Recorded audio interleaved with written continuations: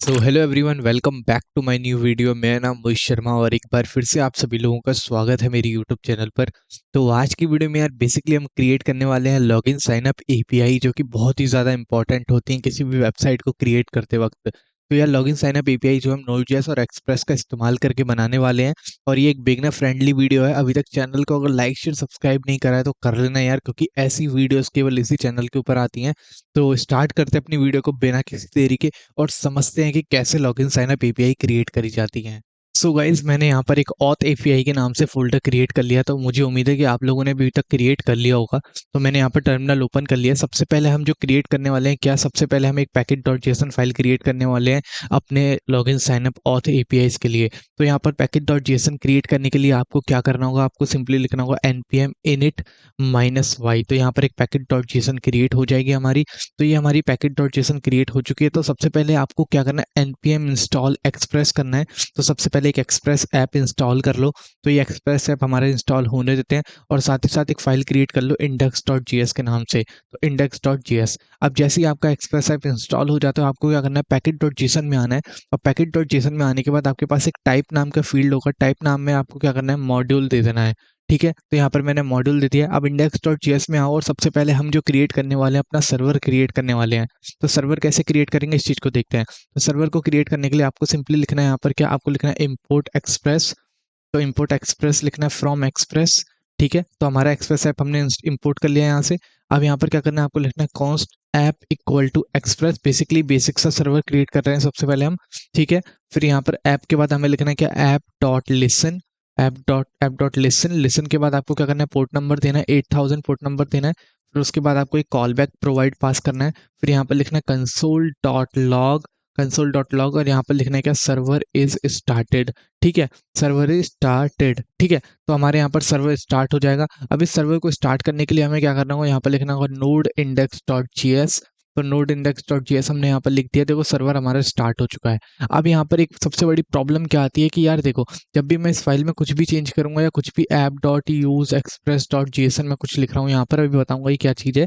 ठीक है, तो अब मैं इस चीज़ को अगर लिख रहा हूँ और मैं अपने सेव कर रहा हूँ, तो मेरा सर्वर जो है रिस्टार्ट नहीं हो रहा है। मुझे मतलब बार बार अपना सर्वर क्या करना पड़ेगा, मुझे बार बार अपना सर्वर स्टॉप करना पड़ेगा, फिर स्टार्ट करना पड़ेगा। तो ये बहुत ही ज़्यादा डिफिकल्ट चीज़ है हमारे लिए, बार बार मैनेज करना। तो इस चीज़ को हैंडल करने के लिए हम यहाँ पर एक पैकेज इस्तेमाल करने वाले हैं जिसका नाम है नोडमॉन। तो नोडमॉन को यार बेसिकली हम सर्वर को रीस्टार्ट और दोबारा स्टार्ट करने के लिए इस्तेमाल करते हैं, जब भी हम कंट्रोल एस पे क्लिक करते हैं। ठीक है, तो आपको लिखना है npm इंस्टॉल नोडमॉन, -g लगा देना। साथ ही साथ ग्लोबली हम नोडमॉन को इंस्टॉल करना चाहते हैं, तो एक बार इंस्टॉल हो गया तो बार बार इंस्टॉल करने की हमें ज़रूरत नहीं पड़ेगी। तो यहाँ पर हमारा नोडमॉन पैकेज जो है इंस्टॉल हो जाएगा। तो हमारा नोडमॉन यहाँ पर इंस्टॉल होने देते हैं। अब यहाँ पर आपको क्या लिखना है, आपको सिंपली लिखना है क्या, आपको लिखना है नोडमॉन इंडेक्स डॉट जी एस। तो यहाँ पे लिखना है नोडमॉन इंडेक्स डॉट जी एस। तो हमारा देखो सर्वर जो है स्टार्ट हो चुका है। अब मैं इसके अंदर देखो कंट्रोल एस करूंगा तो हमारा सर्वर दोबारा रीस्टार्ट हो जाएगा। तो ये कितनी मजेदार चीज़ है, समझ में आया। अब यहाँ पर देखो, हमने यहाँ पर अपना एक सर्वर क्रिएट कर लिया, हमारा सर्वर स्टार्ट भी हो चुका है। अब हमें क्या करना है, हमें यहाँ पर अपना कुछ फोल्डर स्ट्रक्चर मैनेज करना है। तो हमें यहाँ पर एक फोल्डर क्रिएट करना है मॉडल्स के नाम से। मॉडल के नाम से यहाँ पर एक फोल्डर स्ट्रक्चर क्रिएट करना है। फिर यहाँ पर लिखना है हमें एक और फोल्डर कंट्रोलर के नाम से, कंट्रोलर। तो यहाँ पर हम एमबीसी मॉडल का इस्तेमाल कर रहे हैं। फिर हमें यहाँ पर एक और फोल्डर क्रिएट करना है राउट के नाम से। तो यहाँ पर लिखना है राउट्स। ठीक है, तो ये हमने यहाँ पर दोनों सारी चीज़ें क्रिएट कर दी हैं। अब सबसे पहले हमें क्या करना है, हमें डेटाबेस के साथ चीज़ें हैंडल करनी है, तो हमें मोंगोस को इस्तेमाल करना आना चाहिए। हम मोंगोस का इस्तेमाल क्यों करते हैं, मोंगो डीबी से कनेक्शन इस्टेब्लिश करने के लिए नोड.जेएस और एक्सप्रेस के अंदर। तो सबसे पहले हम क्या कर रहे हैं, मोंगोस को इंस्टॉल करते हैं। तो यहाँ पर मैं कंट्रोल सी लिखूंगा, और यहाँ पर मैं क्या लिखूंगा, मैं यहाँ पर लिखूंगा npm इंस्टॉल मोंगोस। ठीक है, तो आप भी ये सब कर लेना। अब मैंने यहाँ पर मोंगोस को इंस्टॉल कर लिया, फिर उसके बाद हम अपना सर्वर रीस्टार्ट कर देंगे। ठीक है, तो यहाँ पर npm इंस्टॉल मोंगोस हो गया। अब मैं अपना सर्वर जो है रीस्टार्ट कर देता हूँ। ठीक है, पहले क्लियर कर देता हूँ और यहाँ पर अपना सर्वर रीस्टार्ट करता हूँ। हमारा सर्वर यहाँ पर स्टार्ट हो चुका है। अब मॉडल के अंदर आओ। मॉडल के अंदर के आने के बाद आपको क्या लिखना है, आपको लिखना है यूज़र मॉडल। ठीक है, user model dot J S, और आपको लिखना है इम्पोर्ट मोंगोस। बेसिकली हम यहाँ पर एक स्कीमा क्रिएट कर रहे हैं, और इस स्कीमा में हम ये बता रहे हैं कि हमारे डेटाबेस के अंदर हमारा जो डॉक्यूमेंट बनने वाला है मोंगोडीबी के अंदर, उसका स्ट्रक्चर क्या होगा। इसलिए हम यहाँ पर मोंगोस के स्कीमा का इस्तेमाल करते हैं। ठीक है, अब यहाँ पर लिखेंगे कॉन्स्ट यूज़र स्कीमा। तो यहाँ पे लिखना है कॉन्स्ट यूज़र स्कीमा। स्कीमा का मतलब क्या है, एक स्ट्रक्चर और एक आर्किटेक्चर जो कि डेटाबेस को ये बता रहा है कि आपका जो डेटा है वो कैसे स्टोर होने वाला है। तो आपको लिखना है user schema equal to new user schema. ठीक है, new mongoose dot new mongoose dot schema, ठीक है। इसके बाद आपको क्या करना है, आपको यहाँ पर लिखना है टाइप। अब आपको यहाँ पर वो एट्रीब्यूट डिफाइन करना है जो कि आप डेटाबेस के अंदर स्टोर करने वाले हो। तो मैं यहाँ पर क्या करने वाला हूँ, नेम स्टोर करने वाला हूँ। तो नेम का टाइप क्या होगा, यहाँ पर नेम का टाइप होगा क्या, स्ट्रिंग। तो आपको ये सब बताना पड़ता है कि आपका नेम का टाइप क्या है। यूनिक नेम होना चाहिए, है ना, यूनिक होना चाहिए नेम मेरा। तो यहाँ पर मैं लिखूंगा ट्रू, ठीक है, नेम मेरा यूनिक होना चाहिए। अब मैं यहाँ पर देखो नेम मैंने यूनिक लिख दिया है। अब एक और चीज़ लिखूंगा ईमेल। अब मेरी ईमेल का भी एक एट्रीब्यूट होगा, टाइप होगा इसका क्या, स्ट्रिंग। तो मेरी ईमेल का भी टाइप स्ट्रिंग होगा और साथ ही साथ मेरी ईमेल भी यूनिक होनी चाहिए, ठीक है। ऐसा नहीं कि सेम ईमेल का इस्तेमाल कर रहे हो, इसकी ज़रूरत नहीं है, लेकिन यहाँ पर लिख दो रिक्वायर्ड ट्रू, ठीक है। तो रिक्वायर्ड ट्रू का मतलब ये है कि क्या आपकी ईमेल को फिल करना ज़रूरी है, हाँ जी, फिल ईमेल वगैरह भरना ज़रूरी है, नहीं तो वो एरर पास करेगा। अब यहाँ पर पासवर्ड होगा, पासवर्ड को हैंडल करेंगे हम। देखो यहाँ पर पासवर्ड के में क्या लिखेंगे, हम लिखेंगे टाइप, टाइप लिखेंगे स्ट्रिंग, ठीक है। और साथ ही साथ पासवर्ड को भी क्या कर देंगे, रिक्वायर्ड, रिक्वायर्ड कर देंगे क्या, ट्रू, ठीक है। अब ये जो पासवर्ड वगैरह है, इन सब चीज़ों को हम डेटाबेस के अंदर कैसे स्टोर करेंगे, ये सारी चीज़ें मैं आपको बताऊंगा एक एक करके। दिक्कत लेने की कोई ज़रूरत नहीं है। अगर कुछ भी नहीं आता है तो ऐसे चलते रहो, चीज़ें समझ में आती रहेंगी। हाँ, लेकिन थोड़ा बहुत तो आना ही चाहिए नोड.js और एक्सप्रेस के बारे में। इससे पहले मैं 3 वीडियो ऑलरेडी अपलोड कर चुका हूँ, अगर अभी तक नहीं देखे हैं उन वीडियो को जाके देखो, एपीआई सीरीज से रिलेटेड है। और ये एपीआई सीरीज की वीडियो नंबर 4 है, जिसमें हम आज अपनी पहली एपीआई क्रिएट कर रहे हैं, जो कि लॉगिन साइन अप एपीआई है, ठीक है। अब मैं यहाँ पर लिखूंगा क्या, मैं लिखूंगा टाइम स्टैम्प ट्रू।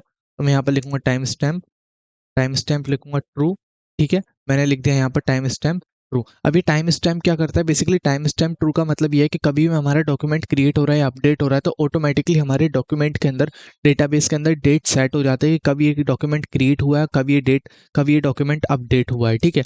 अब यहाँ पर हमने अपने स्कीमा बना दिया, लेकिन हमने अभी तक अपने मोंगोडीबी को बताया नहीं है कि हम किस तरीके का स्कीमा आपके साथ कनेक्ट करना चाहते हैं। तो हम यहाँ लिखेंगे एक्सपोर्ट डिफॉल्ट हम लिखेंगे, और लिखेंगे mongoose डॉट मॉडल।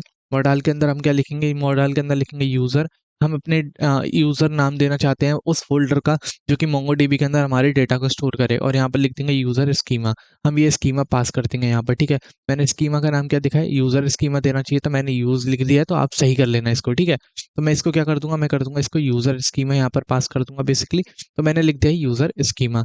तो हमारे यहाँ पर देखो ये चीज़ एकदम बढ़िया तरह से हो चुकी है। अब यहाँ पर इतना काम करने के बाद हमें क्या करना है, देखो दिखा देता हूँ थोड़ा कम ज़ूम करके, कुछ इस तरीके का हमारा डॉक्यूमेंट दिख रहा है।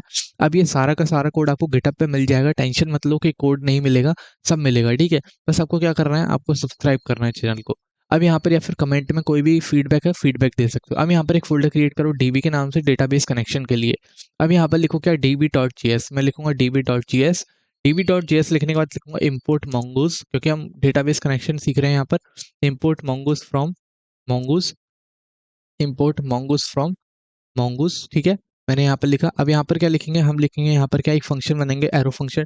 मैं लिखूंगा db फैट एरो फंक्शन बनाएंगे यहाँ पर बेसिकली हम, ठीक है। और मैं यहाँ पर क्या लगाऊंगा, ट्राई कैच लगाऊंगा इसके अंदर। तो मैं यहाँ लगा देता हूँ ट्राई कैच से हम एरर हैंडलिंग करेंगे डेटाबेस कनेक्शन की। अगर कोई भी एरर आ रहा है कनेक्शन के दौरान तो हम उसको मैनेज कर सकें। अब लिखूंगा यहाँ कंसोल डॉट लॉग और लिखूंगा एरर, ठीक है। मैंने यहाँ पर लिख दिया। अब ट्राई के अंदर मैं क्या लिखूंगा, ट्राई के अंदर लिखूंगा क्या, अवेट असिंक का इस्तेमाल करेंगे यहाँ पर। मैं लिखूंगा असिंक। असिंक को इस्तेमाल करने के बाद मैं यहाँ पर क्या लिखूंगा, बेसिकली यहाँ पर मैं लिखूंगा अवेट, और यहाँ पर लिखूंगा mongoose mongoose डॉट कनेक्ट, ठीक है। कनेक्ट के अंदर अपना हम यूआरएल पास करेंगे। अभी हमारे पास कोई यूआरएल नहीं है। फिर मैं उसके बाद देन का इस्तेमाल करूंगा, और देन के अंदर मैं एक कॉलबैक फंक्शन दूंगा बेसिकली। या फिर देन वगैरह का इस्तेमाल मत करो, डायरेक्ट अब यहाँ पर ये लिख सकते हो console dot log sir database is connected, ठीक है। तो यहाँ पर लिख सकते हो डेटाबेस इज कनेक्टेड, ठीक। तो अभी हमने यहाँ पर कोई यूआरएल पास नहीं करा है, तो हमारे लिए सबसे मेन है कि हमें मोंगोडीबी का एटलस का यूआरएल लेके आना। आप अगर कंपास का इस्तेमाल कर रहे हो तो आप अपना लोकल होस्ट का यूआरएल यहाँ पर पास कर सकते हो डेटाबेस का, लेकिन मैं यहाँ पर मोंगोडीबी एटलस का इस्तेमाल करने वाला हूँ, तो मैं उसका यूआरएल यहाँ पर पास करूँगा।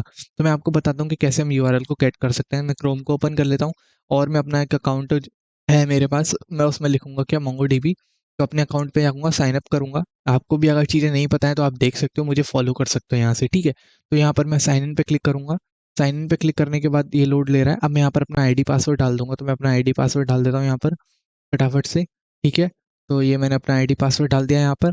अब आईडी पासवर्ड डालने के बाद हमारा ये लॉगिन हो जाएगा यहाँ पर। तो हम यहाँ पर क्या, अपना एक नया क्लस्टर क्रिएट करेंगे, एक नया प्रोजेक्ट क्रिएट करेंगे यहाँ पर। तो देखो कैसे करते हैं, इस चीज़ को भी ध्यान से सीखो। अब यहाँ पर क्या करेंगे, मैं एक अपना नया प्रोजेक्ट क्रिएट कर रहा हूँ, तो मैंने ऑलरेडी बहुत सारे प्रोजेक्ट क्रिएट कर रखे हैं, तो मैं यहाँ पर एक नया प्रोजेक्ट क्रिएट कर लेता हूँ। अब नया प्रोजेक्ट कुछ इस तरीके से आएगा, अपने प्रोजेक्ट का एक नाम देना है, मैं दिख रहा हूँ ऑथ एपीआई। ऑथ एपीआई के नाम से मैंने एक प्रोजेक्ट क्रिएट कर दिया है, न्यू पे क्लिक करूंगा। न्यू पे क्रिएट करने के बाद मैं क्रिएट प्रोजेक्ट पे क्लिक करूंगा, तो हमारा प्रोजेक्ट यहाँ पर क्या है, क्रिएट हो जाएगा। तो अभी हमारा प्रोजेक्ट क्रिएट होने देते हैं। अब देखो यहाँ पर हमारे पास सबसे पहले क्लस्टर में जाओ, और क्लस्टर में जाने के बाद बिल्ड अ क्लस्टर करो। बिल्ड अ क्लस्टर बेसिकली ये हमारा डेटाबेस होगा, ठीक है।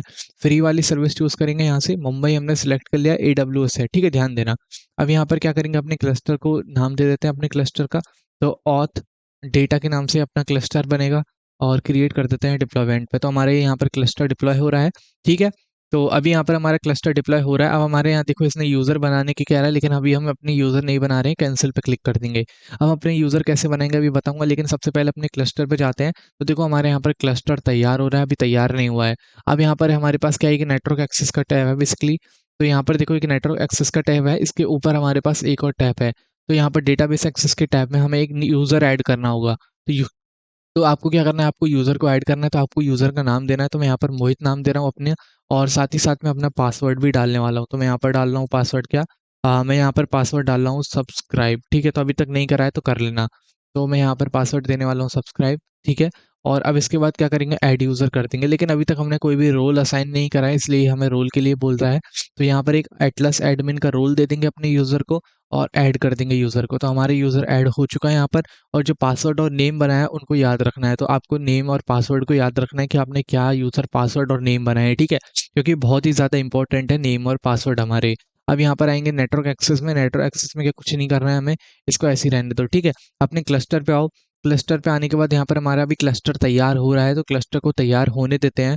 और तब तक चलो आपसे ही बात कर लेते हैं, और बताओ क्या हाल है आपके, और चीज़ें अच्छे से हो रही हैं कि नहीं हो रही हैं। मुझे पता है बहुत डिफ़िकल्टी हो रही है कोडिंग के अंदर, खासकर यूट्यूब वीडियो को देख के, लेकिन मैं चाहता हूँ कि मैं जितनी भी वीडियोस बना रहा हूँ वो आपको समझ में आए अच्छे से, और आप उन्हें फ़ील कर सको कि क्या-क्या हो रहा है, कैसे-कैसे हो रहा है। हाँ, ये वाली वीडियो एकदम बिगिनर नहीं है, लेकिन हाँ, ये उस लेवल की ये वीडियो है कि अगर आपको थोड़ा बहुत भी नोड.जेएस और एक्सप्रेस आता होगा ना, तो आप चीज़ें बना पाओगे और चीज़ें कर पाओगे। तो बस इसीलिए मैं इस वीडियो को बना पा रहा हूँ, और साथ ही साथ मेरी भी प्रैक्टिस हो जाती है वीडियोज़ के थ्रू। और काफ़ी अच्छा लगता है यार, आपके फीडबैक आते हैं, कमेंट आते हैं कुछ लोगों के, कभी जेन्युइन होते हैं, कुछ नेगेटिव भी होते हैं, लेकिन कोई बात नहीं, धीरे-धीरे ही करके हम चीज़ें सीखते हैं, ठीक है? तो अभी हमारा क्लस्टर यहाँ पर तैयार हो रहा है, तब तक के लिए यहाँ पर क्या करो, एक .env नाम का पैकेज है उसको इंस्टॉल कर लो। तो यहाँ पर लिखूँगा .env। .env नाम का पैकेज क्या करता है ये बता देता हूँ, देखो। ये .env नाम का पैकेज क्या करता है, हमारे जो इंपॉर्टेंट यूआरएल्स होते हैं ना, उनको हैंडल करने का काम करता है। अभी देखो सबसे पहले इस पैकेज को इंस्टॉल कर लो, फिर इसके बारे में और अच्छे से बताता हूँ। तो यहाँ पर देखो इस टर्मिनल के अंदर मैं क्या करूँगा, बेसिकली इस टर्मिनल के अंदर एक और टर्मिनल ओपन कर लूँगा, और यहाँ पर मैं अपना ये फ़ोल्डर बेसिकली ये इंस्टॉल कर लूँगा .env। अभी हमारा .env इंस्टॉल हो चुका है। यहाँ पर package.json में आऊँगा, package.json में आने के बाद देखूँगा तो .env इंस्टॉल हो चुका है।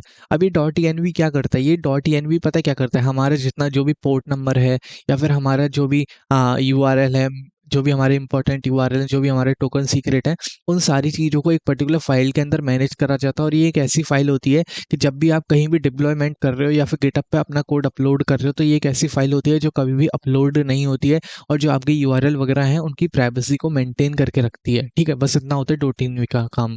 तो यहाँ पर एक फाइल क्रिएट करो .env। .env फाइल क्रिएट करने के बाद मैं यहाँ पर लिखूंगा mongo url, ठीक है, कुछ इस तरीके से लिखना है, mongo url इक्वल टू। अब यहाँ पर हम अपना यूआरएल पास करेंगे, तो मैं देख लेता हूँ, आई होप एटलस क्रिएट हो गया हो, रिफ्रेश करता हूँ एक बार। तो अभी एटलस हमारा क्रिएट हुआ है कि नहीं हुआ देखते हैं।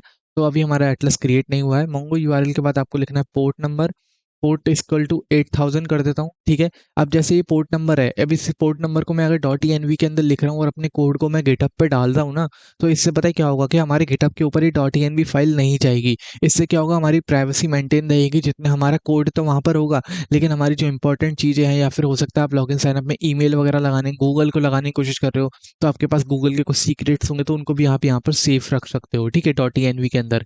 इसलिए हम क्या करते हैं, .env को बहुत अच्छे से इस्तेमाल करते हैं, ये बहुत ज़्यादा इंपॉर्टेंट होता है इसको इस्तेमाल करना, ठीक है। अब यहाँ पर देखो .env को हमने फाइल तो बना लिया, अपने पोर्ट और mongo url भी पास कर देंगे अभी, लेकिन इसको इस्तेमाल कैसे करेंगे ये देखो। यहाँ पर सबसे पहले आओ, और सबसे पहले एक्सप्रेस के भी ऊपर, सबसे ऊपर एकदम एक्सप्रेस के ऊपर भी लिखो इम्पोर्ट, इम्पोर्ट लिखो, और इम्पोर्ट लिखो .env फ्रॉम फ्रॉम .env, ठीक है। तो .env फ्रॉम .env लिख दो, ठीक है, या फिर एक ऐसा करो, डायरेक्ट लिख दो इम्पोर्ट .env .env/config ये फाइल होगी। इसको लिख दो तो आपका .env यहाँ पर सही से वर्क कर जाएगा। अब एक बार देख लेते हैं हमारे कुछ प्रॉब्लम तो नहीं है। नहीं, सर्वर हमारा एकदम अच्छे चल रहा है। अब इसको क्या करना है, आपको यहाँ पर एक वेरिएबल क्रिएट करना है, कॉन्स्ट पोर्ट इक्वल टू लिखना है आपको, यहाँ पर कैपिटल में लिखो पोर्ट, ठीक है, इक्वल टू लिखना है प्रोसेस डॉट env डॉट, अब उस पोर्ट नंबर का नाम लिखो जो आपने क्या करा है env फाइल के अंदर दिया है, ये ठीक है। अगर हमारा process dot env dot port number अगर नहीं भी चलता है तो हम एक सेवेज पोर्ट नंबर दे देते हैं, एक्स्ट्रा पोर्ट नंबर दे देते हैं ताकि प्रॉब्लम ना आए हमारे सर्वर के ऊपर। अब यहाँ पर लिखो पोर्ट, अब इस पोर्ट नंबर को हम यहाँ पर पास कर देंगे और साथ ही हमारा जो हमने यहाँ पर उसका इस्तेमाल करेंगे टेम्पलेट लिटरल्स का, ताकि हम यहाँ पर अपना पोर्ट नंबर पास कर सके और देख सके कि हमारा सर्वर किस पोर्ट नंबर पे चल रहा है, ठीक है। तो यहाँ पर मैं लिखूंगा पोर्ट, ठीक है। अब मैं इसको रिफ्रेश करूंगा, देखो हमारा पोर्ट नंबर 8000 आ रहा है, तो मतलब ये 8000 कहाँ से आ रहा है, .env से आ रहा है, जो कि हमने यहाँ पर सेव करा है। तो मतलब हमारी फाइल वगैरह एकदम अच्छे से अब वर्क कर रही है। चलो एक बार देख लेते हैं हमारा यहाँ पर एटलस क्रिएट हुआ कि नहीं हुआ। तो एटलस क्रिएट होने में बहुत ज़्यादा टाइम लगा रहा है, अभी तक क्रिएट हो गया है। चलो अब एटलस क्रिएट होने के बाद सिंपली क्या करना है, कनेक्ट पे क्लिक करना है। कनेक्ट पे क्लिक करने के बाद ड्राइवर में जाना है और ड्राइवर में जाने के बाद यहाँ पर क्या करना है, एक लिंक दे रखा होगा, देखो यहाँ पर हमें लिंक मिल चुका है, बस यही हमारा एक इंपॉर्टेंट लिंक है। अब मेरे लिंक को ही कॉपी मत कर लेना, मैं इसको डिलीट कर दूंगा जब मैं वीडियो अपलोड कर दूंगा सक्सेसफुली, ताकि मुझे नहीं मैं नहीं चाहता कोई छेड़छाड़ करे मेरे डेटाबेस के साथ में, क्योंकि ऑलरेडी बहुत सारी चीज़ें मैंने मोंगोडीबी के ऊपर डाल रखी है, इंपॉर्टेंट है। अब वो पासवर्ड यहाँ पर देना है जो कि इंपॉर्टेंट है, तो पासवर्ड वही देना है जो आपने बनाया था, मैंने लिखा था सब्सक्राइब, ठीक है। ये मेरा पासवर्ड था सब्सक्राइब, तो मैं इसको यहाँ पर पास कर दूंगा। अब यहाँ पर डीबी में आओ और यहाँ पर इसको पास कर दो यूआरएल को। अब यूआरएल को कैसे पास करेंगे, लिखो process dot env dot Mongo Mongo URL, वही नेम रहना चाहिए जो आपने वहां पर दिया, ठीक है। ये हमने दे दिया है। अब यहाँ पर डेटाबेस इज कनेक्टेड नहीं आया है, क्यों, क्योंकि अभी तक हमने अपने डीबी को एक्सपोर्ट नहीं करा है। तो एक्सपोर्ट डिफॉल्ट, हम यहाँ पर लिखेंगे एक्सपोर्ट डिफॉल्ट भी कर सकते हैं, बहुत सारे तरीके होते हैं एक्सपोर्ट करने के, लेकिन सबसे बेस्ट तरीका मुझे ये लगता है कि इसके पीछे ही लिख दो एक्सपोर्ट, तो ये ऑलरेडी एक्सपोर्ट हो जाएगा अपने आप ही। तो हमारा यहाँ पर डेटाबेस हमने एक्सपोर्ट कर दिया है। अब यहाँ पर देखो इस एरर के अंदर लिख देता हूँ मैं डीबी एरर, ताकि हमें पता लग जाए। तो डीबी एरर, ठीक है, और इस एरर को मैं बाद में पास कर देता हूँ। तो मैं एक काम करता हूँ, इसको यहाँ पर इसको इतने को हटाता हूँ, ठीक है। इतने को मैं यहाँ से हटाता हूँ और इसके पहले पेस्ट करता हूँ और यहाँ मैं कॉमा लगा देता हूँ और इस वाले कॉमा को भी मैं हटा देता हूँ। तो हमने यहाँ पर ये देखो चीज़ें बना दी हैं। अब डीबी को क्या करो, इंपोर्ट करो। तो हम यहाँ पर क्या करेंगे, इंपोर्ट करेंगे डीबी, इंपोर्ट डीबी। तो यहाँ पर देखो ये डीबी हमारे पास आ रहा है, तो हमने db.js के नाम से इसको इंपोर्ट करेंगे। अब यहाँ पर देखो हमारे पास एक एरर आ गया, क्रैश हो गई हमारी वेबसाइट। तो कह रहा है कि हमारे को ना इंपोर्ट करना है db.js, ना कि खाली db। तो हमें क्या करना है, db.js इंपोर्ट करना है। अब यहाँ पर सेव करते हैं, हमारा सर्वर रिस्टार्ट हो चुका है। अब देखो कैसे करना है, सबसे पहले हम जो चाहते हैं कि हमारा डेटाबेस कनेक्ट हो जाए, उसके बाद हमारा सर्वर स्टार्ट हो। ये सबसे इंपॉर्टेंट फेज है गाइस, ध्यान से देखना। सबसे पहले हम अपना डेटाबेस कनेक्ट करेंगे, तो हम लिखेंगे डीबी को हम यहाँ पर कॉल करेंगे, डॉट देन डेटाबेस अगर कनेक्ट हो जाता है, देन उसके बाद हम यहाँ पर क्या करेंगे, अपना सर्वर लिसन करवाएंगे 8000 पोर्ट के ऊपर। तो कुछ इस तरीके से आपको कनेक्ट करना है अपने डेटाबेस और सर्वर को। तो देखो हमारे यहाँ पर क्या होगा, सर्वर कनेक्ट, डेटाबेस कनेक्ट होगा और फिर उसके बाद हमारा सर्वर कनेक्ट होगा। अभी तो मैंने यार यहाँ पर डायरेक्टली लिख लिया डेटाबेस इज कनेक्टेड। अभी मैंने इसलिए लिखा है कि अगर आप एकदम बिगिनर हो तो आप कुछ इस तरीके से डेटाबेस कनेक्ट कर सकते हो, लेकिन और भी चीज़ें होते हैं हमारे पास, कनेक्शन डॉट ऑन कुछ मेथड होते हैं, एरर आता है तो एरर को डिटेक्ट करने के कुछ मेथड होते हैं, उनके बारे में मैं आपको बाद में बताऊंगा, ठीक है। अभी हमारे यहाँ पर देखो डेटाबेस भी कनेक्ट हो चुका है, सर्वर भी बन चुका है। अब यहाँ पर हम अपनी एपीआईज को क्रिएट करेंगे। तो देखो एपीआई को क्रिएट करने के लिए हम सबसे पहले क्या करेंगे, ध्यान से देखना। अब ये बहुत ही ज़्यादा इंपॉर्टेंट स्टेप होने वाले हैं, तो ध्यान से देखना, ठीक है।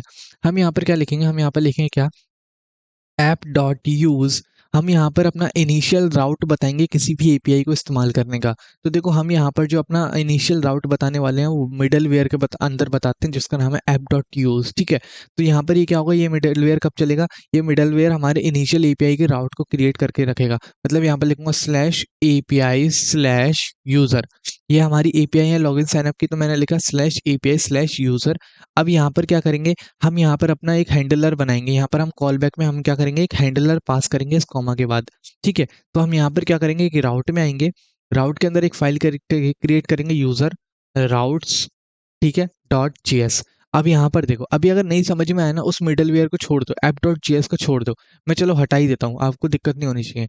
मैं इस मिडलवेयर को यहाँ से हटा देता हूँ, ठीक है। अभी तक देखो मैं आपको क्या कहना चाह रहा हूँ कि अगर आप अपनी एपीआई क्रिएट करोगे तो आप क्या लिखोगे, app.get वगैरह ये सारी चीज़ें करोगे, लेकिन इन सारी चीज़ों को आप एक सिंगल फाइल के अंदर थोड़ी करोगे, index.js के अंदर ही थोड़ी करोगे। अगर आप ये जो app.js, मैं बताता हूँ, app.get लिख रहे हो, ठीक है, फिर उसके अंदर आप अपना राउट दे रहे हो स्लैश, फिर आप एक कॉल बैक पास कर रहे हो। अब ये जो कॉल बैक होता है ना, ये जो कॉल बैक है इसे बोलते हैं कंट्रोलर फंक्शन।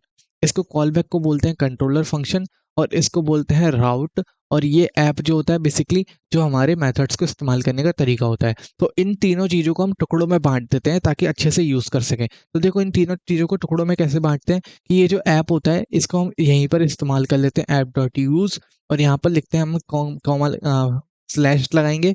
स्लैश लगाने के बाद हम उस पाथ को यहाँ पर डिक्लेयर करेंगे जो कि हमारे हर एक एपीआई के अंदर काम करेगा। तो यहाँ पर कौन सा होगा, एपीआई स्लैश यूज़र। ये वो पाथ है हमारी एपीआईज का जो कि हर एक एपीआई जब भी कॉल होगी तो उसको ये वाला पाथ इस्तेमाल करना पड़ेगा हमारे सर्वर के साथ बात करने के लिए, ठीक है, या डेटाबेस के साथ बात करने के लिए। फिर उसके बाद हम यहाँ पर क्या पढ़ेंगे, फिर उसके बाद हम यहाँ पर अपना एक हैंडलर पास करेंगे जो कि हम किसके अंदर बनाएंगे, यूज़र राउट के अंदर। तो हम यहाँ पर आएंगे यूज़र राउट में, इंपोर्ट करेंगे क्या, राउटर। राउटर को इंपोर्ट करेंगे यहाँ पर एक्सप्रेस से, और राउटर को इंपोर्ट करने के बाद हम लिखेंगे कॉन्स्ट राउट। हम बेसिकली राउट क्रिएट कर रहे हैं तो इसलिए हम क्या इस्तेमाल कर रहे हैं, राउटर का इस्तेमाल कर रहे हैं जो कि हमें एक्सप्रेस से मिल रहा है। और फिर यहाँ पर लिखेंगे राउटर, राउटर डॉट, राउटर नहीं, हम यहाँ पर लिखेंगे क्या, हम लिखेंगे एक्सपोर्ट, एक्सपोर्ट राउट। हम यहाँ पर क्या लिखेंगे, एक्सपोर्ट डिफ़ॉल्ट, एक्सपोर्ट डिफ़ॉल्ट। अब ये जो हमने राउट क्रिएट करा है इसको एक्सपोर्ट कर देंगे। अब ये जो राउट है बेसिकली क्या है, ये जो राउट है ना हमारा, ये पाथ है, ये जो पाथ है ना इसका सिनेरियो है वो वाला राउट। तो हमने इस राउट को यहाँ पर क्रिएट कर दिया है। अब इस राउट को क्रिएट करने के बाद हमने यहाँ पर इसको एक्सपोर्ट कर दिया। अब इस राउट को हम इस पर्टिकुलर मिडलवेयर के अंदर डाल देंगे, ऐप.यूएस के अंदर, ताकि एक कनेक्शन बन जाए और एक चेन बन जाए कि भाई कोई भी अगर एपीआई को इस्तेमाल करेगा तो वो लिखेगा स्लैश एपीआई स्लैश यूज़र, ये कॉल होगा। कॉल होने के बाद हमारा राउट कॉल होगा, फिर फाइल जाएगी यहाँ पर, फिर फाइल जाने के बाद फिर हमारे मेथड यहाँ पर डिक्लेयर होंगे। फिर एपीआई देखेगी कौन सा मेथड हम इस्तेमाल करना चाह रहे हैं, फिर एपीआई जब देखेगी तो मेथड यहाँ पर होगा। फिर हमारा एक कंट्रोलर फोल्डर है जो हमारे कंट्रोलर को हैंडल करेगा, फिर एपीआई कंट्रोलर के पास जाएगी। तो ये कंट्रोलर क्या है, हमारा कंट्रोलर ये है, ये जो कॉल बैक फंक्शन हम पास कर रहे हैं ना अपनी एपीआई के अंदर, यही हमारा मेन कंट्रोलर है जो कि सारा काम परफॉर्म करेगा, ठीक है। अब यहाँ पर देखो, यहाँ पर हमने ये राउट जो है एक्सपोर्ट करा, अब इसको इम्पोर्ट करेंगे। तो मैं यहाँ पर लिखूंगा क्या, मैं लिखूंगा इम्पोर्ट, इम्पोर्ट लिखूंगा यहाँ पर, मैं यहाँ पर लिखूंगा इम्पोर्ट यूज़र राउट, ठीक है। मैं लिखूंगा इम्पोर्ट यूज़र राउट फ्रॉम, यहाँ पर देखो कैसे लिखेंगे, डॉट स्लैश, बाहर आऊँगा मैं, इतना भी नहीं, इतना भी बाहर नहीं आना, डॉट स्लैश लिखूंगा, ठीक है। अब यहाँ पर आऊँगा राउट्स के अंदर, और राउट्स के अंदर आने के बाद मैं स्लैश लगाऊंगा और फिर लिखूंगा यूज़र राउट। अब एक एक डॉट स्लैश लगाते हो तो मतलब आप उस फाइल से बाहर आ जाते हो, ठीक है।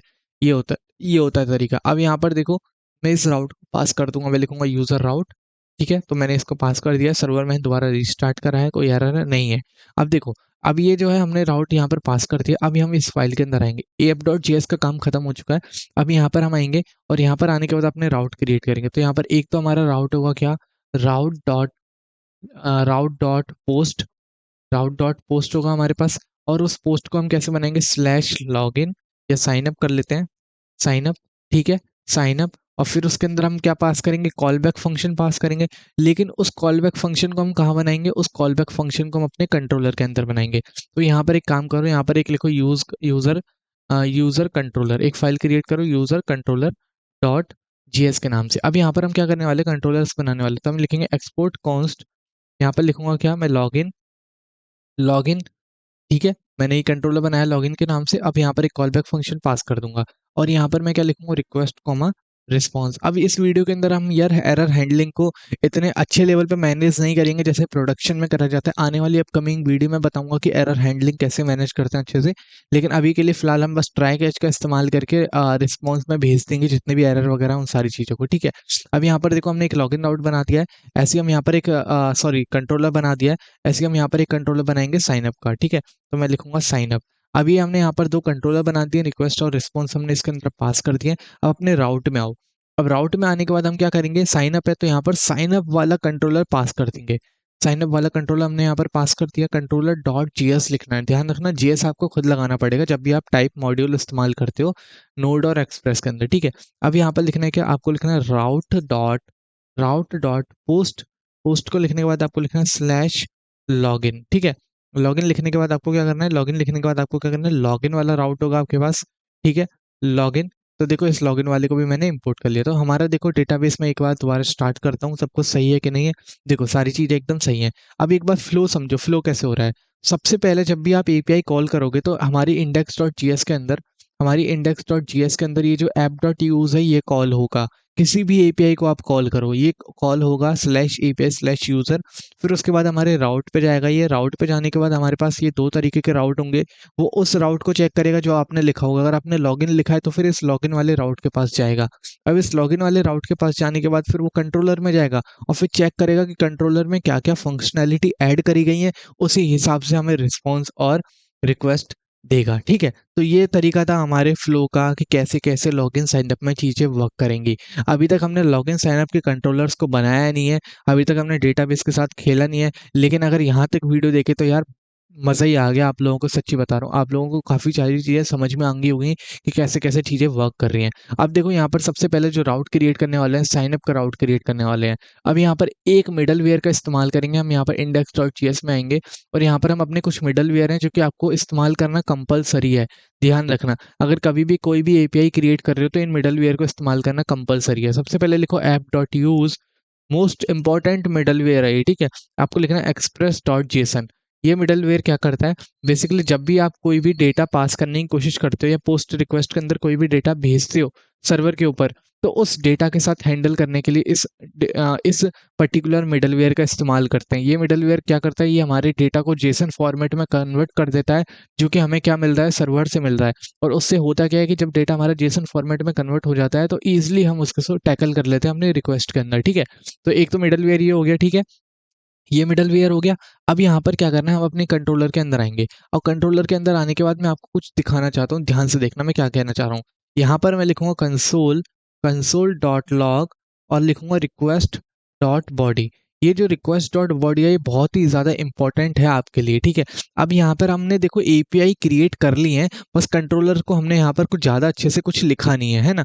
मतलब हमने जो नॉर्मल एपीआई होती थी जो हम बना रहे थे पुरानी वीडियोस के अंदर, या फिर जो नॉर्मल एपीआई बनाते हैं जस्ट एक जेसन फॉर्मेट का डेटा भेज देते हैं रिस्पॉन्स में, बस अभी तक हमने कुछ भी नहीं करा है, बस हल्का सा बस मैनेज करा है, चीज़ों को स्ट्रक्चर तैयार करा है। अब मैं यहाँ पर ना आपको कुछ दिखाना चाहता हूँ क्या, कि मैं यहाँ पर देखो एक थंडर क्लाइंट का इस्तेमाल कर रहा हूँ यहाँ पर एपीआईज को चेक करने के लिए। हमारे पास एपीआईज को चेक करने के लिए थंडर क्लाइंट बेस्ट है। यहाँ पर पोस्टमैन भी इस्तेमाल कर सकते हो, पोस्टमैन भी बहुत सारी चीज़ें प्रोवाइड कराता है। तो अब मैं यहाँ पर लिखूंगा क्या, मैं लिखूंगा सिंपली यहाँ पर HTTP लोकल होस्ट, इसी को इस्तेमाल कर लेते हैं और मॉडिफाई कर लेते हैं। अब हमारा पोर्ट नंबर क्या 8000 है, मैं यहाँ पर लिखूंगा 8000। 8000 लिखने के बाद मैं यहाँ पर क्या लिखूंगा, 8000 लिखने के बाद मैं लिखूंगा slash slash API slash API slash user slash sign up, ठीक है। मैंने लिखा API slash user sign up. हम देखो रिक्वेस्ट डॉट बॉडी किसके अंदर लिखा है, साइन अप के अंदर लिखा है ना। तो मैं यहाँ पर अपने राउट को चेक करूंगा कि साइन अप पे कौन सा राउट लगा हुआ है। साइन अप पे हमारा राउट लगा हुआ है साइन अप वाला, ठीक है। तो मैं अपने रिक्वेस्ट के अंदर साइन अप लिखूंगा और यहाँ पर बॉडी के अंदर एक जेसन फॉर्मेट में डेटा पास करूंगा। मैं ये बताना चाह रहा हूँ कि हमने उस पर्टिकुलर मिडलवेयर का क्यों इस्तेमाल करा है। अब मैं यहाँ पर देखो लिखूंगा क्या, मैं लिखूंगा नेम और नेम लिखने के बाद मैं यहाँ पर लिखूंगा क्या, मोहित। अब ये देखो मैं इस पर रिक्वेस्ट मारूंगा तो देखो क्या मुझे कंसोल में डेटा मिलेगा। अब यहाँ पर कह रहा है क्या, एक एरर आ गया। यहाँ पर क्या एरर आया है, ध्यान से देखते हैं। चलो देखते हैं क्या एरर आ रहा है यहाँ पर। अभी एक मिनट रुको। बेसिकली हमें गेट रिक्वेस्ट नहीं मानी है, हमें पोस्ट रिक्वेस्ट मानी है। तो ध्यान से देख लेना कि आप किस तरीके की रिक्वेस्ट को टारगेट कर रहे हो, ठीक है। तो यहाँ पर मैं क्या करूँगा, इसको हटाऊंगा और अपने कंसोल टर्मिनल को ओपन करूंगा। तो यहाँ पर टर्मिनल में देखेंगे क्योंकि हमें रिस्पॉन्स जो है टर्मिनल में। तो देखो मेरा नेम जो है मुझे मेरे एपीआई से, जो कि मैंने यहाँ पर टेस्ट करने की कोशिश करी थी, मुझे उस एपीआई से नेम कहाँ मिल गया, मेरे सर्वर पे मिल गया। तो ये नेम मुझे किसके अंदर मिल रहा है, रिक्वेस्ट डॉट बॉडी के अंदर मिल रहा है। तो मतलब मुझे ईमेल और पासवर्ड भी चाहिए। तो ऐसे ही मैं यहाँ पर क्या करूँगा, जब एपीआई कॉल करूँगा अपने फ्रंट एंड पे या फिर कहीं भी, तो मैं नेम के साथ साथ क्या पास कर दूंगा, ईमेल पास कर दूंगा कुछ इस तरीके से जेसन फॉर्मेट में, है ना। और मैं यहाँ पर क्या कर दूंगा, ईमेल पास कर दूंगा मोहित JJ99@gmail gmail.com, ठीक है। इस तरीके से ईमेल पास कर दूंगा। फिर उसके बाद में क्या पास कर दूंगा, मैं पासवर्ड पास कर दूंगा, ठीक है। पासवर्ड और यहाँ पर लिख दूंगा पासवर्ड, कुछ भी लिख दो 1 2 3 4 5। और जैसे ही मैं सेंड करूंगा तो मुझे तीनों चीज़ें मिल जाएंगी मेरे सर्वर के ऊपर। तो मैं एक और बार सेंड करता हूँ। अभी देखो यहाँ पर चीज़ें नहीं मिली हैं, तो ऐसा क्यों है, दोबारा भेजते हैं। तो यहाँ पर ये लोड ले रहा है, तो प्रोसेसिंग कर रहा है, वेट करने को कह रहा है, कोई बात नहीं, ये अभी कर नहीं पा रहा है, कैंसिल करते हैं रिक्वेस्ट को, ठीक है, और दोबारा भेजते हैं, एक बार सर्वर को चेक करते हैं ऐसा क्यों हो रहा है। तो देखो मुझे नेम, ईमेल, पासवर्ड मिल चुका है। तो मुझे उम्मीद है कि आपको इतना समझ में आ गया होगा, बहुत ही ज़्यादा बेसिक है, ठीक है।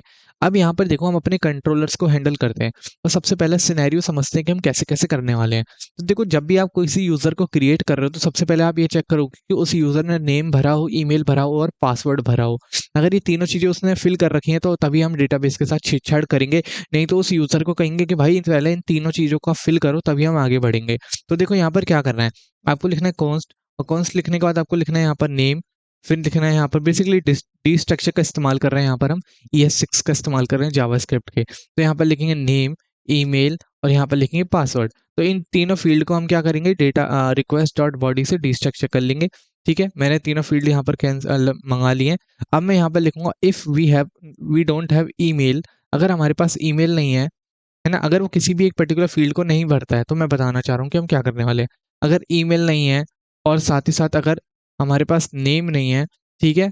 और साथ ही साथ अगर हमारे पास पासवर्ड नहीं है, तो मैं उसको बताऊँगा कि क्या करना है। अगर नेम, ईमेल, पासवर्ड में कुछ भी नहीं है, तो एक रिटर्न कर दो, क्या? रिस्पॉन्स रिटर्न करेंगे हम यहाँ पर, रिस्पॉन्स डॉट सेंड लिखेंगे यहाँ पर। सेंड के अंदर हम यहाँ पर एक जेसन, एक पर्टिकुलर ऑब्जेक्ट भेजेंगे, तो मैसेज लिखेंगे इस ऑब्जेक्ट के अंदर सबसे पहले।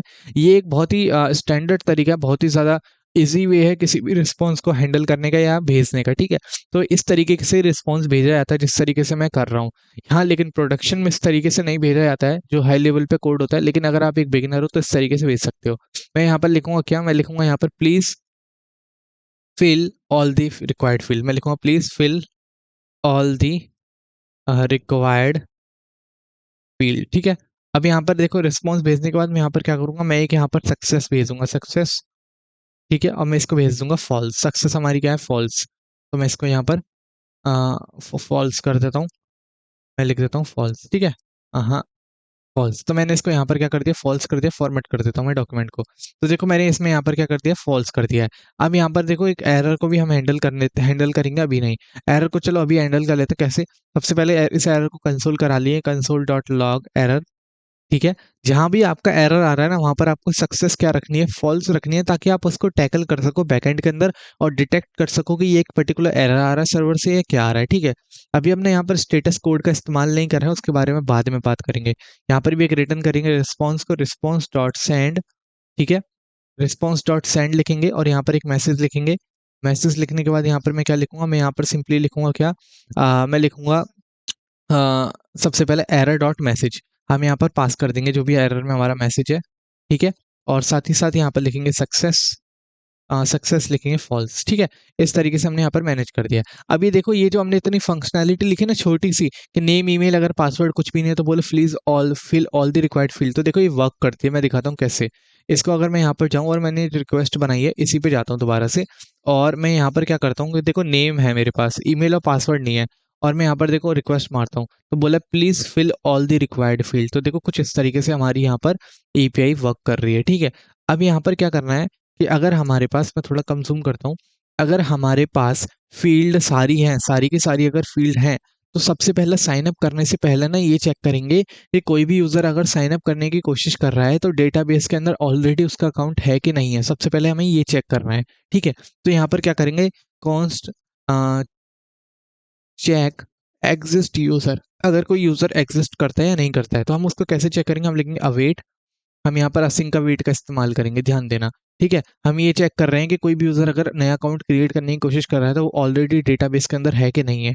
अब यहाँ पर लिखेंगे यूज़र मॉडल, जो हमने यहाँ पर मॉडल क्रिएट करा था ना, देखो, तो जैसे ही इस तरीके से लिखोगे तो आपका यूज़र मॉडल इंपोर्ट हो जाएगा। अब यहाँ पर ना मॉडल डॉट जीएस लिख देना, नहीं तो एरर आ जाएगा बहुत तगड़ा और फिर परेशान हो जाओगे। तो ये ध्यान रखना, डॉट जीएस सबके अंदर लगाना है। User model dot find one, यहाँ पर लिखना है फाइंड वन। फाइंड वन एक मेथड है जिससे हम क्या कर सकते हैं, डेटाबेस के अंदर किसी भी चीज़ को फाइंड कर सकते हैं। तो यहाँ पर क्या पास करने वाले हैं, हम अपनी ईमेल पास करेंगे। तो ईमेल मैंने यहाँ पर पास कर दिया और मैं यहाँ पर लिखूंगा इफ़ वी हैव, अगर हमारे पास चेक यूज़र, अगर हमारे पास यूज़र एग्जिस्ट करता है, तो हम यहाँ पर क्या करते हैं, हम बोलेंगे return return response dot send, return response dot send, और यहाँ पर एक मैसेज पास करेंगे, ठीक है? और मैसेज के अंदर लिखेंगे यूज़र ऑलरेडी एग्जिस्ट, ठीक है? यूज़र ऑलरेडी एग्जिस्ट, हम यहाँ पर ये लिखेंगे और साथ ही साथ एक सक्सेस पास कर देंगे। क्या सक्सेस होगी हमारी फॉल्स, जो कि एरर की फॉर्म में मैसेज हमारे यूज़र को दिखाई देगा। ठीक है, तो हमारे पास यूज़र ऑलरेडी एग्जिस्ट करता है। अगर मानो यूज़र एग्जिस्ट नहीं करता तो हमें एक नया यूज़र फिर क्रिएट करना पड़ेगा, क्योंकि अभी तक हम ये चेक कर रहे थे कि यूज़र एग्जिस्ट तो नहीं करता हमारे डेटाबेस के अंदर। अब मानो कि यूज़र एग्जिस्ट नहीं करता तो नया यूज़र हम क्रिएट करेंगे।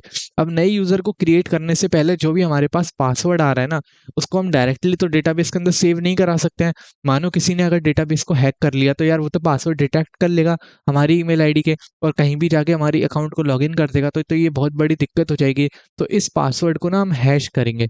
हैश मतलब इस पासवर्ड को एक अलग ही फॉर्म में एन्क्रिप्ट कर देंगे। एन्क्रिप्ट होता है और एक होता है बिक्रिप्ट, मतलब पासवर्ड को अलग फॉर्म में चेंज कर देना। ठीक है, तो हम यहाँ पर बिक्रिप्ट जेएस का इस्तेमाल करने वाले हैं। दिखा देता हूँ क्या होता है बिक्रिप्ट जेएस। ठीक है, व्हाट इज बिक्रिप्ट जेएस। ठीक है, अब यहाँ पर देखो बिक्रिप्ट जेएस क्या है, एक जावास्क्रिप्ट लाइब्रेरी है जो कि इस्तेमाल करी जाती है, कुछ पर्टिकुलर एल्गोरिथम का इस्तेमाल करती है किसी भी पासवर्ड को सिक्योर करने के लिए, डेटाबेस के अंदर स्टोर करने के लिए। तो ये हमारे पासवर्ड को क्या कर देती है, हैश फॉर्म में कन्वर्ट कर देती है, बिक्रिप्ट कर देती है।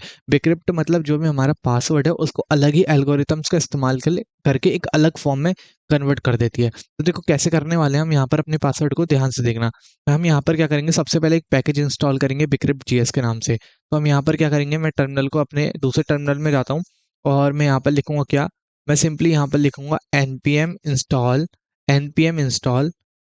install bcrypt bcrypt JS. ठीक है, मैंने लिखा npm install बिक्रिप्ट जेएस। तो हम यहाँ पर क्या करेंगे, बिक्रिप्ट जेएस हमारा हो गया। अब इंपोर्ट करेंगे हम अपने बिक्रिप्ट जेएस को, तो हम लिखेंगे इंपोर्ट बिक्रिप्ट।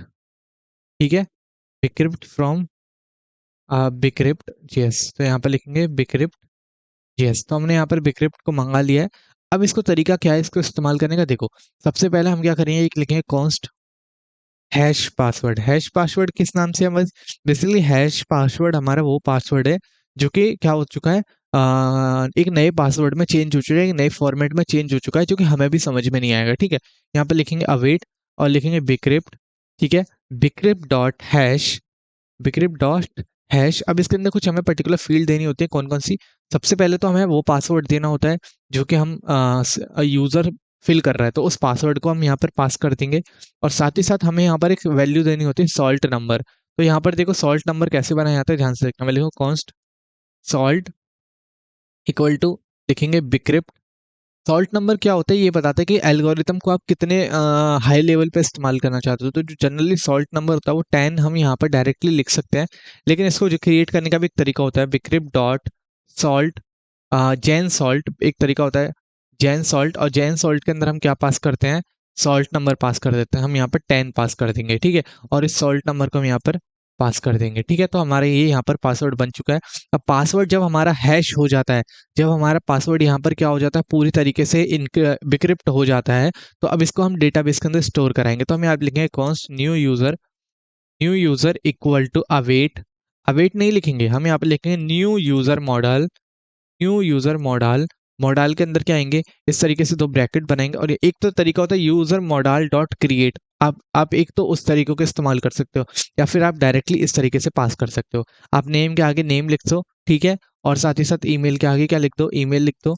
ठीक है, ईमेल, पासवर्ड के आगे पासवर्ड लिख दो। लेकिन अब ये जो तरीका है ना, इस तरीके से लिखने का कि नेम के आगे नेम लिख दो, पासवर्ड के आगे पासवर्ड लिख दो, तो हमारी जावास्क्रिप्ट इतनी ज़्यादा समझदार है कि अगर खाली आप नेम ईमेल पासवर्ड लिखोगे तब भी वो काम चल जाएगा, उसको दो दो बार लिखने की ज़रूरत नहीं। देखो नेम, ईमेल, ठीक है, लेकिन आपको पासवर्ड के आगे कुछ और लिखना होगा। आपको जो पासवर्ड है ना, इसके आगे क्या लिखना होगा, आपको हैश पासवर्ड। तो यहाँ पर लिखो हैश पासवर्ड, जो कि हमने हैश करा है। अब ये न्यू यूज़र जब हमारा क्रिएट हो जाता है, इसके बाद क्या करेंगे, अवेट करेंगे। अवेट करने के बाद लिखेंगे new user dot save, new user dot save. तो हमारा यूज़र क्या हो गया, सेव हो गया डेटाबेस के अंदर। अब हम क्या करेंगे, रिटर्न कर देंगे, क्या रिटर्न करेंगे, रिस्पॉन्स डॉट सेंड। ठीक है, रिस्पॉन्स डॉट सेंड। हम यहाँ पर क्या करेंगे, हम अभी तक हमने टोकन को नहीं छेड़ा है। मुझे पता है आपको दिक्कत हो रही हो कि आप कह रहे हो भाई टोकन वगैरह तो इस्तेमाल करनी है। अभी टोकन वगैरह हम इस्तेमाल करेंगे, टेंशन मत लो। सबसे पहले हम यहाँ पर बस चेकिंग कर रहे हैं कि हमारे डेटाबेस के साथ कनेक्शन वगैरह सब कुछ सही चल रहा है कि नहीं चल रहा है। तो यहाँ पर लिखेंगे मैसेज, मैसेज के अंदर लिखेंगे क्या, यूज़र क्रिएटेड सक्सेसफुली, या फिर user sign up successfully, sign up successfully. ठीक है, इस तरीके से लिख देंगे। और साथ ही साथ सक्सेस क्या दे देंगे, ट्रू। ठीक है, तो हमने यहाँ पर देखो सक्सेस ट्रू दे दिए, यूजर साइन अप सक्सेसफुली। अब इसको राउट को ना चेक करते हैं कि ये अच्छे से वर्क कर रहा है कि नहीं कर रहा है। देखो दोबारा बताता हूँ, हमने पहले चेक करा कि नेम ईमेल पासवर्ड है कि नहीं है, फिर ये चेक करा कि कहीं यूजर एग्जिस्ट तो नहीं करता है। अगर नहीं करता है तो क्या करो, दोबारा आगे जाओ, आगे जाके पासवर्ड को हैश करा हमने, फिर एक नया यूजर क्रिएट करा, फिर उसको सेव कराया डेटाबेस के अंदर, और फिर हम क्या कर रहे हैं कि रिस्पॉन्स भेज रहे हैं। और रिस्पॉन्स में एक काम और करते हैं, हम अपने यूजर को भी भेज देते हैं। तो यहाँ पर लिख देता हूँ न्यू यूजर, ठीक है। तो ये हमें मिल जाएगा न्यू यूजर, तो यहाँ पर हमें डेटाबेस से हमारा डेटा भी मिल जाएगा और हम अच्छे से चेक कर पाएंगे। तो अपने थंडर क्लाइंट में आते हैं। थंडर क्लाइंट का एक्सटेंशन है, आप इंस्टॉल कर सकते हो, जैसे आप लिखोगे आप इंस्टॉल कर पाओगे, ठीक है। अब यहाँ पर नेम है हमारे पास, ईमेल दे देते हैं कुछ, तो ईमेल दे देते हैं, यहाँ पर हम लिखेंगे ईमेल, ठीक है। ईमेल लिखने के बाद हम यहाँ पर क्या लिखेंगे, हम लिखेंगे mohit jj99@gmail.com, ठीक है।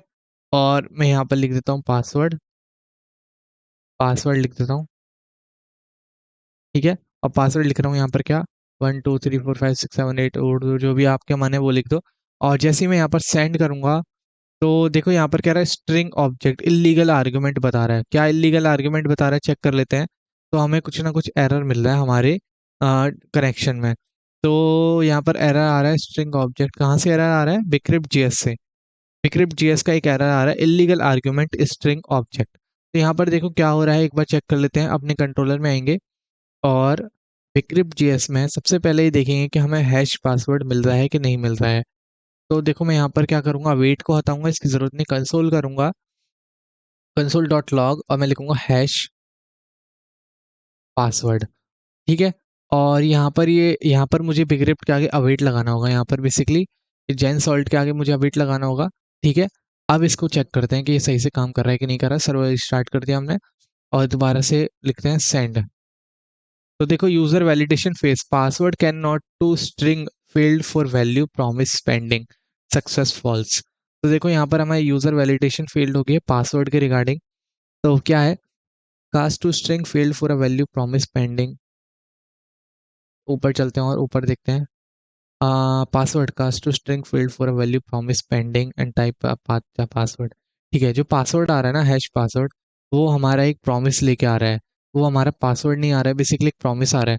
तो मुझे यहाँ पर क्या करना होगा, वेट लगाना होगा, ठीक है। अब मैंने यहाँ वेट लगा दिया है, अब मुझे ये प्रॉब्लम नहीं मिलेगी, ठीक है। अब इसको दोबारा से करते हैं, एक और बार रिक्वेस्ट मारते हैं। अभी ऐसी एरर आते हैं, उनको हम डिटेक्ट करने की कोशिश करते हैं हर बार। तो देखो हमारा डेटाबेस में यूजर क्रिएट हो चुका है सक्सेसफुली। इतने सारे एरर को हमने ठीक करा, देखा कितने तरीके के एरर को। पासवर्ड हमारा देखो किस तरीके की फॉर्म में आ चुका है, हैश बन चुका है हमारा पासवर्ड। देखो हमारा जो पासवर्ड है वो एक अलग फॉर्म में क्रिएट हो चुका है, एक अलग ही फॉर्म में हमने क्या डाला था, ये डाला था पासवर्ड में, लेकिन देखो, और जो हमने टाइम स्टैम्प लगाई थी अपने स्कीमा के अंदर, देखो वो कुछ इस तरीके से आ गई है, और हमारे डेटाबेस के अंदर यूजर क्रिएट हो चुका है। अगर हम अपने डेटाबेस के अंदर जाएं और चेक करें कि हाँ भाई सही में डेटाबेस के अंदर यूजर है कि नहीं है, तो कैसे चेक करेंगे, देखो इस चीज को कैसे चेक करेंगे, आपको यहाँ पर देखो ये आना है, और यूजर देखो जिस नाम से आपने यूजर क्रिएट करा था ना, उसी नाम से हमारा फोल्डर यहाँ पर क्रिएट हुआ है। तो देखो हमारे डेटाबेस के अंदर यूजर क्रिएट हो चुका है। अब यहाँ पर क्या करना है कि हमारा साइन अप करते वक्त ना हमें एक और फील्ड ऐड करनी होगी अपने मोडाल के अंदर। हमें मोडाल के अंदर एक फील्ड ऐड करनी होगी, टोकन। बेसिकली हमें अपने कुकीज में टोकन को स्टोर कराना होगा। हम यहाँ पर बेसिकली टोकन का इस्तेमाल कर रहे हैं, किसी भी लॉगिन साइनअप को एक अच्छे तरीके से करने के लिए हम टोकन का इस्तेमाल कर रहे हैं। और उसके लिए हम किसका इस्तेमाल करेंगे, कुकीज़ का इस्तेमाल करेंगे, क्योंकि कुकीज़ बहुत ही ज़्यादा एक अच्छा तरीका है इन चीज़ों को मैनेज करने के लिए, मुझे जहाँ तक लगता है। क्योंकि टोकन अगर होगा तो हम उसे कुकीज़ में स्टोर करा पाएंगे। तो टोकन क्रिएट करने के लिए हम यहाँ पर जेसन वेब टोकन का इस्तेमाल करेंगे। तो देखो जेसन वेब टोकन को कैसे मैनेज करा जाता है, तो यहाँ पर लिखेंगे npm install Jason web token, Jason web token. ये बेसिकली हमें टोकन क्रिएट करके रखता है। अब ये टोकन होता क्या है, टोकन कुछ नहीं होता है, जैसे मानो मेरे पास मेरा नेम है, यूजर आईडी है, ईमेल है, और उन सारी चीज़ों को मिलाकर मैं एक नई यूनिक आइडेंटिटी बनाना चाहता हूँ, ताकि उसके अकॉर्डिंग मैं चीज़ों को मैनेज कर सकूँ और बाद में ये चेक कर सकूँ कि हाँ ये ऑथेंटिकेटेड है कि नहीं है।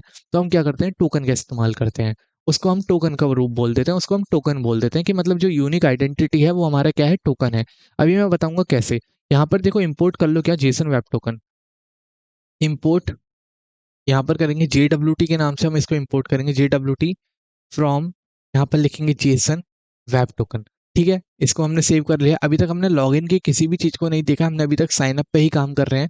तो अब हम यहाँ पर क्या करेंगे, सबसे पहले हम अपना टोकन क्रिएट करेंगे जब भी कोई यूज़र सेव हो जाता है हमारे डेटाबेस के अंदर। तो हम लिखेंगे const token, token equal to, हम यहाँ पर लिखेंगे अवेट, अवेट यहाँ लिखेंगे JWT डॉट साइन इन। हमारे पास एक फीचर होता है साइन इन के नाम से, ठीक है। यहाँ पर हमें एक पेलोड देना होगा। अब पेलोड में क्या आता है, पेलोड में हम अपनी आईडी दे सकते हैं, किसकी, जो नया यूज़र क्रिएट हुआ है उसकी, न्यू यूज़र डॉट आईडी, ठीक है। आईडी देने के बाद हम अपना ईमेल, पासवर्ड जो हम देना चाहें वो सारी चीज़ें हम यहाँ पर दे सकते हैं, जो भी हमारा यूज़र क्रिएट हुआ है। तो मैंने यहाँ पर देखो आईडी दे दी है उसकी, तो इतना ही बहुत है। आईडी देने के बाद हमें क्या देना होता है, एक सीक्रेट देना होता है। ये एक ऐसा सीक्रेट होता है जो केवल हमें पता होता है, और ये बेसिकली सीक्रेट किस फॉर्मेट में होता है, एक स्ट्रिंग फॉर्मेट में होता है। तो मैं इसको यहाँ पर लिख देता हूँ, this is my auth work, ठीक है। तो ये जो सीक्रेट है ना यार, इसको हम .env फाइल के अंदर क्रिएट करते हैं। तो मैं यहाँ पर लिखूंगा क्या, मैं लिखूंगा यहाँ पर लिखूंगा टोकन, टोकन और मैं लिखूंगा सीक्रेट, ठीक है। मैंने लिखा टोकन सीक्रेट और इसके आगे मैं ये पास कर दूंगा, दिस इज माय ऑथ। आप अपना कितना भी बड़ा सीक्रेट बना सकते हो, आप चाहे तो बहुत बड़ा सीक्रेट बना लो और कुछ और ही लिख दो, उसको आप पे डिपेंड करता है, ठीक है। और इसकी जगह पर मैं लिख दूंगा क्या, मैं लिख दूंगा प्रोसेस, प्रोसेस यहाँ पर स्मॉल में लिखेंगे सब, मैं लिखूंगा process dot env dot secret token, ठीक है, टोकन सीक्रेट। ये हमारा हो गया तैयार। अब हम अपने टोकन को क्या करेंगे, कुकीज़ के अंदर स्टोर कराएंगे। तो सबसे पहले ये देख लेते हैं कि हमारा टोकन क्रिएट हो रहा है कि नहीं हो रहा है। तो मैं यहाँ पर लिखूंगा टोकन, ठीक है। अब इस चीज़ को मैनेज करते हैं कि टोकन क्रिएट हो रहा है कि नहीं हो रहा है, कैसे मैनेज करेंगे। सबसे पहले ये जो हैश पासवर्ड मैंने लिखा है इसको मैं हटाऊंगा, और ये जो मेरा टोकन है इसको कैसे चेक करेंगे, अपने टर्मिनल के अंदर आएंगे और यहाँ पर हम क्या करेंगे, डेटाबेस के अंदर हमने ये जो यूज़र क्रिएट करा अभी के लिए इसको डिलीट कर देंगे। हम यहाँ से डिलीट कर सकते हैं किसी भी चीज़ को, ठीक है। तो मैंने इसको यहाँ से डिलीट कर दिया है। डिलीट करने के बाद मैं अपनी एपीआई में आऊँगा। तो मैं, अबे ये क्या हो गया, हाँ हाँ हाँ हाँ हाँ, तो मैं इसको यहाँ से हटाऊंगा। डिलीट करने के बाद मैं क्या करूँगा, अपनी एपीआई में आऊँगा, ठंडा क्लाइंट पे। ठंडा क्लाइंट में आने के बाद ये जो मैंने एपीआई यहाँ पर बनाई है दोबारा से सेंड रिक्वेस्ट भेजूंगा और देखूंगा मेरा टोकन जनरेट हो रहा है कि नहीं हो रहा है।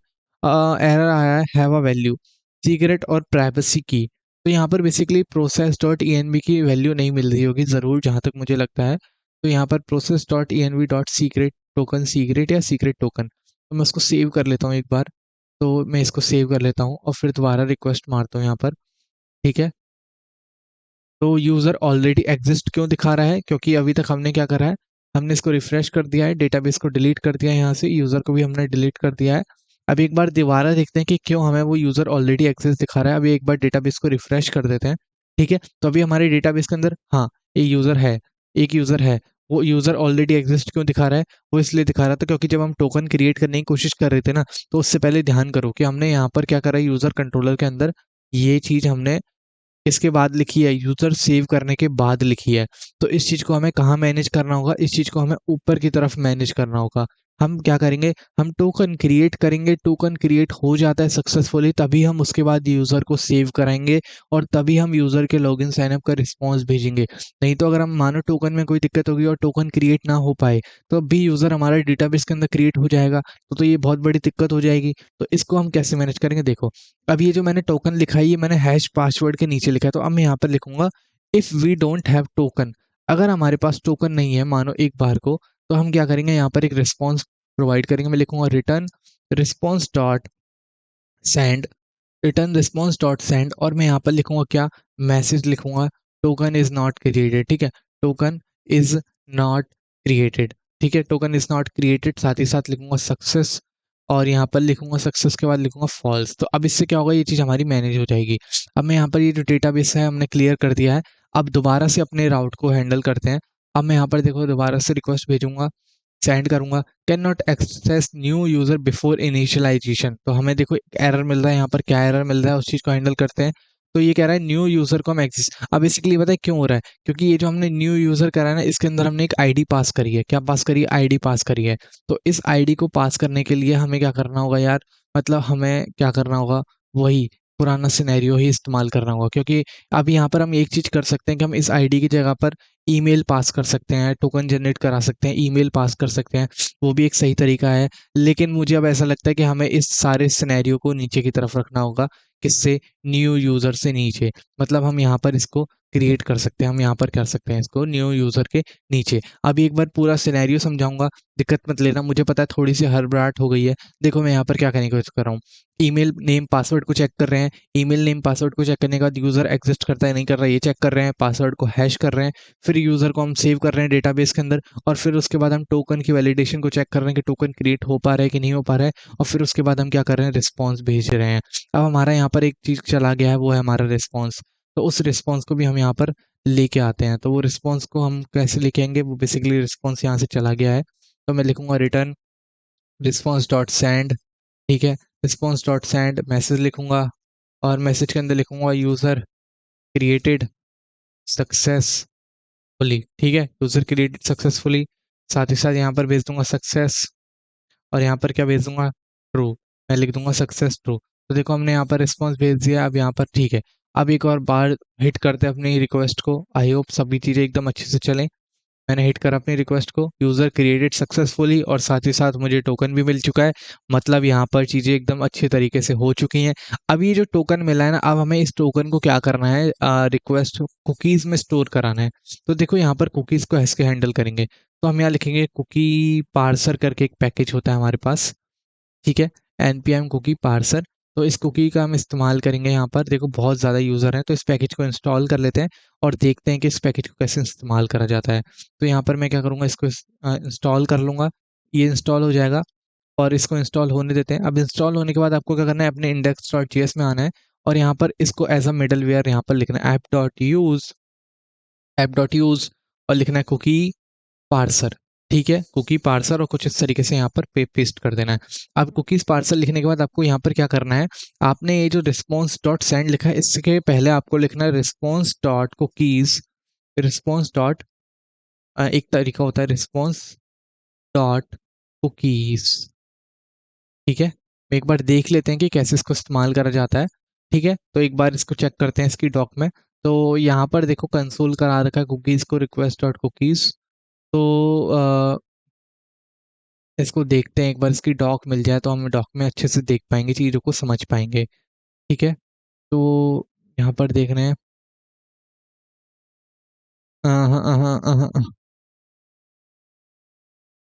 बेसिकली हमें रिस्पॉन्स में चाहिए, तो देखो कैसे मिलेंगे मैं बता देता हूँ आपको, 1 मिनट रुको। हाँ, हाँ, 1 मिनट।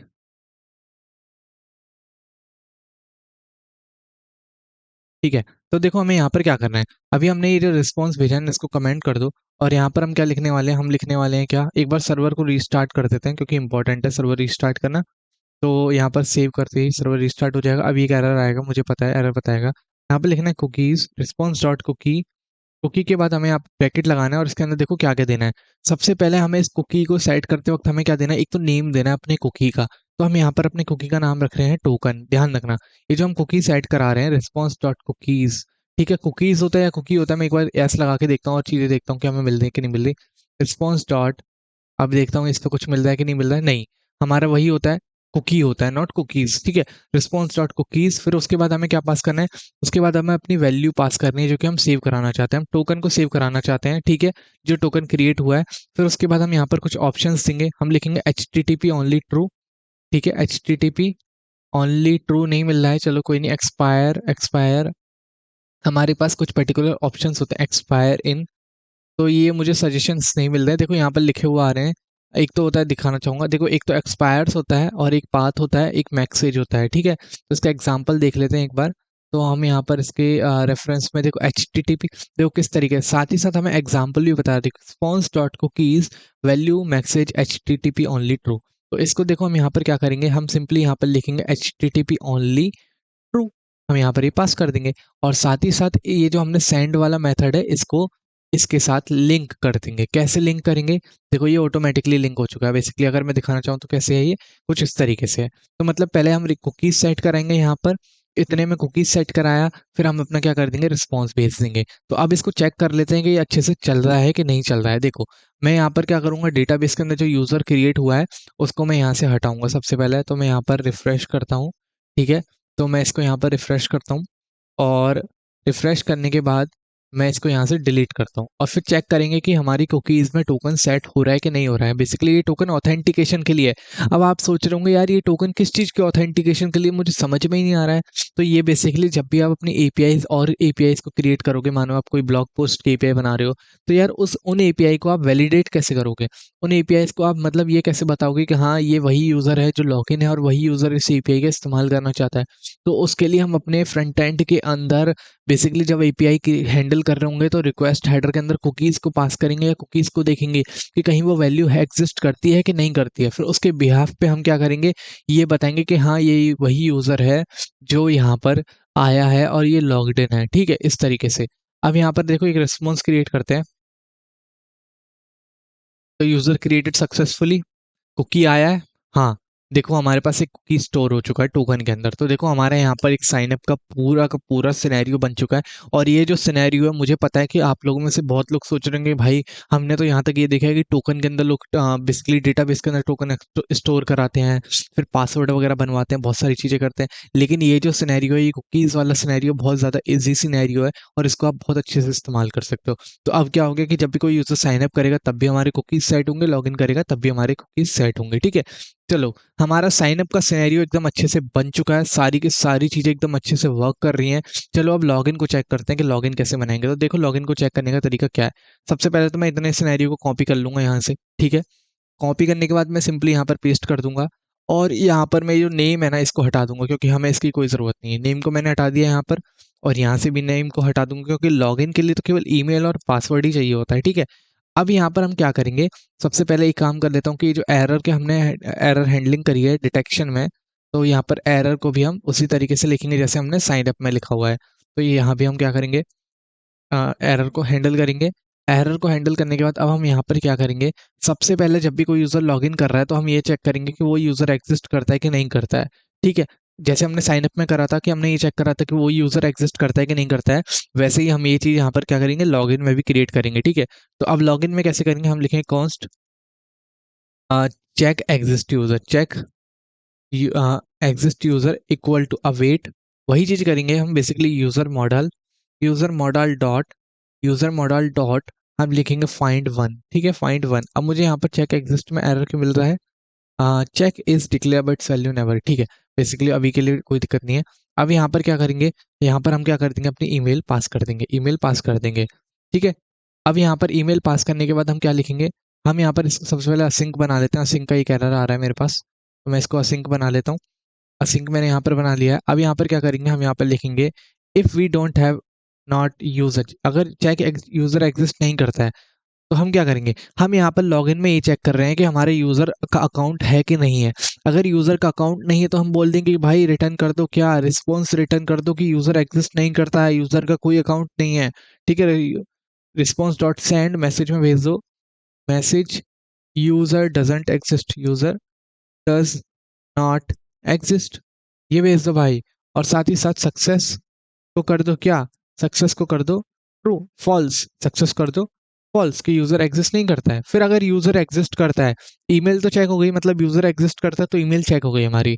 पासवर्ड को चेक करेंगे, पासवर्ड को कैसे कंपेयर करेंगे, देखो हम देखो क्या करेंगे, कॉन्स्ट कंपेयर, हम लिखेंगे क्या, कॉन्स्ट चेक पासवर्ड, ठीक है? चेक पासवर्ड कैसे करेंगे, अवेट।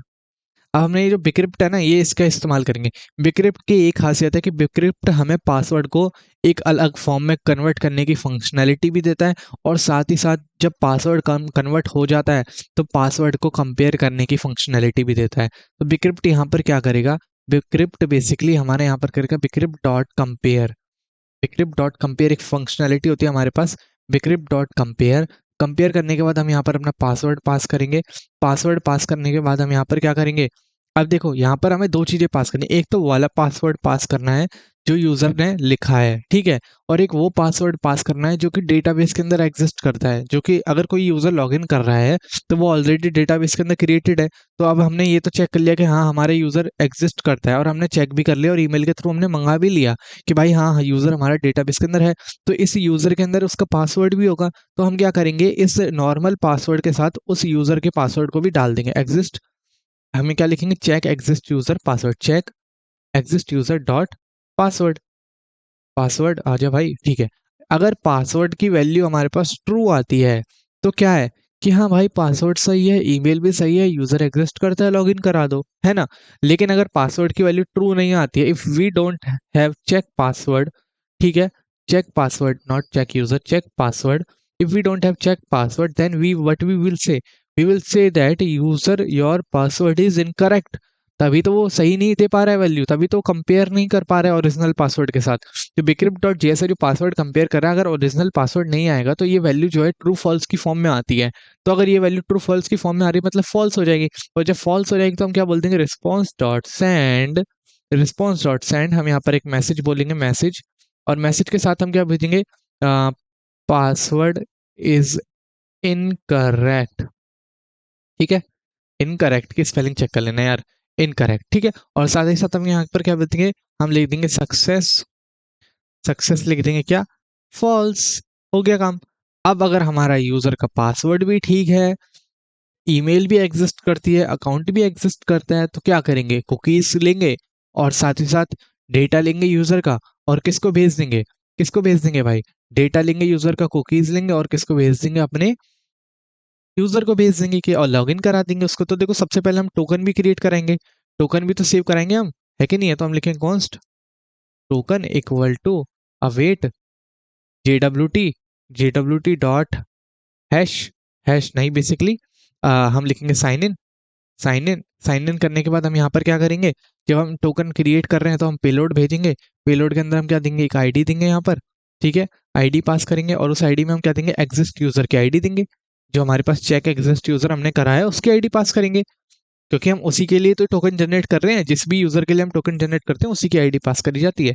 आईडी के साथ साथ ईमेल भी पास कर सकते हो, वो आप पे डिपेंड करता है, ठीक है। अब यहाँ पर क्या करेंगे, हमें क्या करना होगा, बेसिकली यहाँ पर सीक्रेट पास करना होगा, तो हम लिखेंगे प्रोसेस, प्रोसेस, अब वही सीक्रेट पास करना है यार जो आप लोगों ने लिखा हुआ है, process dot env dot token, token secret, ठीक है, हमने ये पास कर दिया token secret, process dot env dot token secret. अब ये टोकन यहाँ पर क्रिएट हो गया, टोकन क्रिएट होने के बाद वो सिंपली वही चीज करेंगे, जो हमारी कुकीज हैं उनको सेव कराएंगे।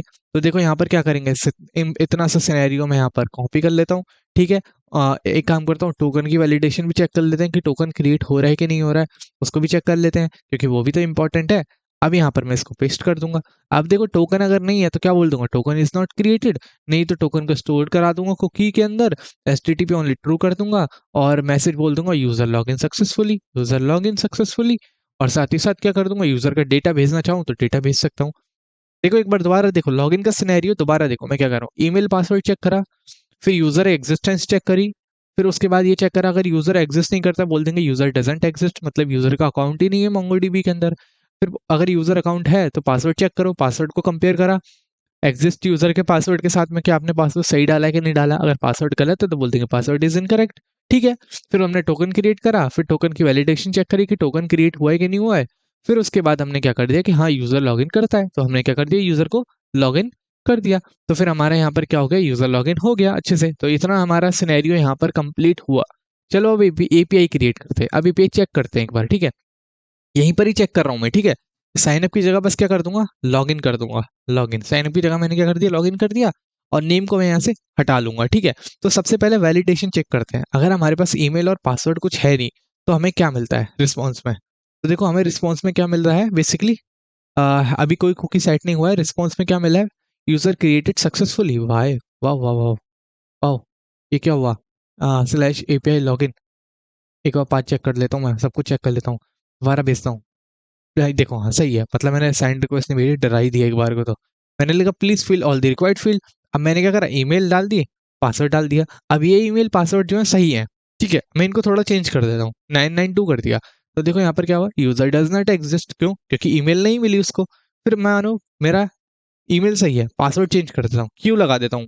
तो देखो यहाँ पर जो है ये मुझे ट्रू फॉल्स वैल्यू देता है, तो वो ट्रू फॉल्स के बिहाफ पे जो है वो पासवर्ड कंपेयर करने की हमने फंक्शनैलिटी बनाई है, वो ट्रू फॉल्स के बिहाफ पे चेक करेगा कि पासवर्ड सही है कि नहीं है। मैं सेंड करता हूँ, पासवर्ड इज इनकरेक्ट। अब इसके आगे मैं क्या लगा देता हूँ, क्यों लगा देता हूँ। तो चलो पासवर्ड चेक करो, process is not defined, process defined नहीं है, क्या हो गया भाई, यूजर कंट्रोलर में आओ, प्रोसेस इज नॉट डिफाइंड क्या हो रहा है। तो ये क्या बोल रहा है यहाँ पर, बेसिकली हमने टोकन के अंदर जो सीक्रेट दिया है उसके बारे में बात कर रहा होगा जरूर। तो यहाँ पर बोल रहा है प्रोसेस, तो यहाँ पर लिखना होगा प्रोसेस, .env बेसिकली प्रोसेस की स्पेलिंग मैंने थोड़ी सी गलत लिख दी थी। अब इसको सेव कर देते हैं। अभी भी कह रहा है प्रोसेस इज नॉट डिफाइंड। अभी देखो चेक कर रहा है, लोड ले रहा है थोड़ा सा मेरा लैपटॉप। तो अभी भी कह रहा है process is not defined. Why are you saying this to me. ठीक है, हट गया। चलो अब इसको दोबारा से एपीआई टेस्ट करते हैं। अब मैं दोबारा से देखो, यूजर लॉगिन सक्सेसफुली, कुकीज में आया है टोकन, कुकीज में टोकन भी आ गया, यूजर भी लॉगिन हो गया, साइन अप पे भी सारी चीजें चल रही हैं, लॉगिन पे भी सारी चीजें चल रही है, मतलब सारी चीजें बन चुकी हैं। हाँ भाई बन गई सारी चीजें। भाई देखो हमने सारी चीजें बना ली, यहाँ पर लॉगिन भी बना लिया, साइन अप भी बना लिया, टोकन भी कुकीज के अंदर सेट करा लिया है। तो आज की वीडियो समाप्त होती है। आज की वीडियो में हमने एपीआईज को देखा अच्छे से, कैसे लॉगिन साइन अप की एपीआई बनाते हैं। आगे आने वाली वीडियो में मजेदार एपीआईज क्रिएट करेंगे। तो thank you so much for watching. मैं भी बोल बोल के थक गया सच्ची में, लेकिन मजा आ गया वीडियो बनाने में। तो मिलते हैं नेक्स्ट वीडियो में। मिडल वेयर बनाएंगे इसकी ऑथेंटिकेशन के लिए, कैसे बाकी एपीआईज को प्रोटेक्ट करते हैं। लेकिन मिलते हैं नेक्स्ट वीडियो में। Thank you so much for watching, bye.